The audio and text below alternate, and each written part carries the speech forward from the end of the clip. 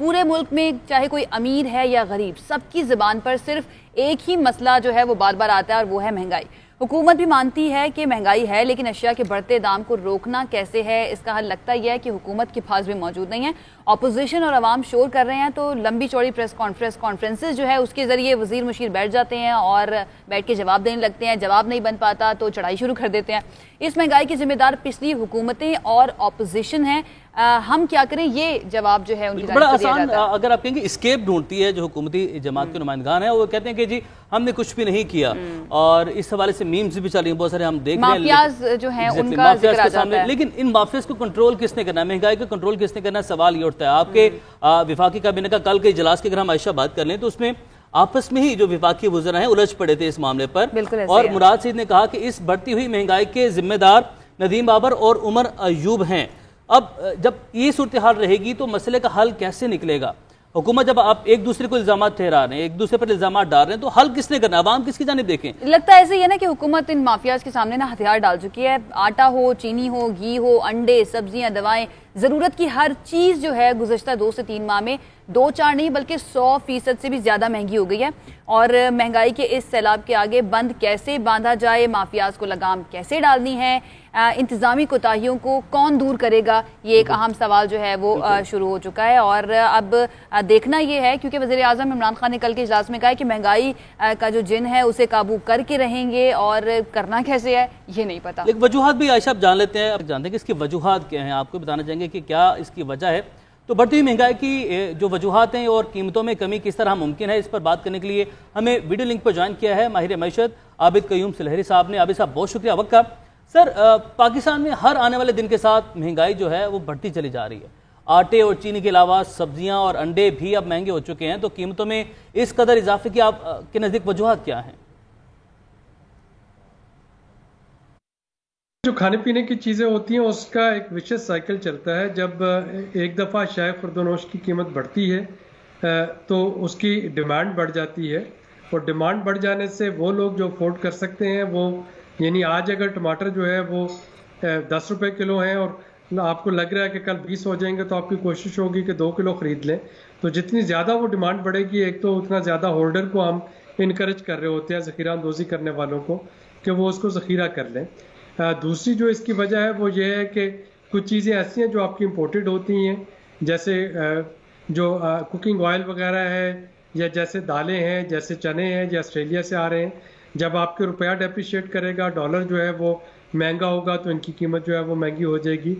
तीसरी वजह जो है वो कुछ एडमिनिस्ट्रेटिव फेलियर या पॉलिसी फेलियर भी होता है। जैसे गंदम की कीमतें जो बढ़ रही हैं, आटे की, तो वो एक पॉलिसी फेलियर है। हार्वेस्टिंग सीजन के फ़ौरन बाद जो फ्लोर मिल पे पाबंदी लगाई गई थी प्राइवेट सेक्टर पे कि वो मार्केट से गंदम नहीं खरीद सकेंगे, वो मेरा ख्याल है कि बहुत ज़्यादा दानिशमंदाना पॉलिसी नहीं थी।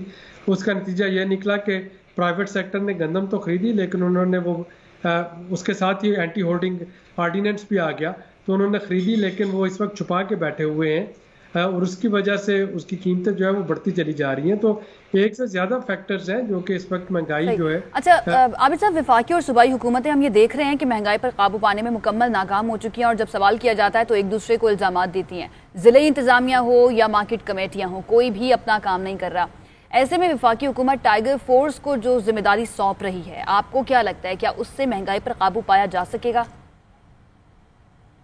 देखिए, टाइगर फोर्स का जो मैंडेट है वो शायद ये तो हो सकता है कि टाइगर फोर्स मार्केट में एक इंडिपेंडेंट रिव्यू करके बता सके कि पोर्टल पे के कीमतों, जो चीज़ों की कीमतें हैं वो क्या हैं इस वक्त। आलू, प्याज, गंदम, चीनी वो किस कीमत पे बिक रहा है, चूँकि ज़ाहिरी बात है जो गवर्नमेंट मशीनरी रिपोर्ट करती है वो तो सब अच्छा की रिपोर्ट कर रही होती है। लेकिन अगर टाइगर फोर्स ने जाके लोगों को मना करना है या इंटरफेयर करना है, तो फिर मुझे नहीं लगता कि टाइगर फोर्स जो है वो इफेक्टिवली ये काम कर सकेगी, बल्कि उससे उल्टा एक नई कंट्रोवर्सी जो है वो जनरेट हो जाए और कन्फ्लिक्ट जो है वो पैदा हो जाए।